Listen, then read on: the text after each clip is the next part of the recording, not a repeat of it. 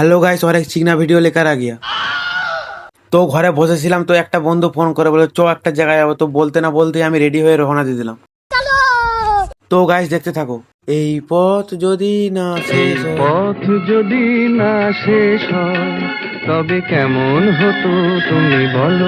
তো সে যাই হোক শালবনি এসেছিলাম, তো পৌঁছে গেলাম। তো গাইস যেটার জন্য এসেছিলাম তো সেটাই হলো না, তার জন্য চকচারানির দিকে রওনা দিয়ে দিলাম। তো চকচারানির দিকে যাচ্ছিলাম, দেখি গেট পড়ে গেছে। তো এই গেটে দাঁড়িয়ে থেকে থেকেই মানে আমাদের হাফ জীবন কেটে যায়।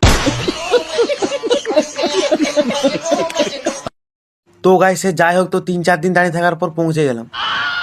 তারপর কাজটা কমপ্লিট হতে না হতেই বাড়ির দিকে রওনা দিয়ে দিলাম। তো গাইস ওদিকে গেলে খালি গেট পড়ে যায়, তো এবারে গুহা দিয়ে এসি, তো গেট পর মারা। তারপর শালবনিতে পৌঁছে একটু ফুচকা মেরে দিলাম। তো গাইস তারপর বাড়ি যাচ্ছিলাম, তো শালবনি দেখি কালী ঠাকুর বিসর্জন হচ্ছে, বিরাট মাইক বাজছে, তো তোমরাও একটু দেখো।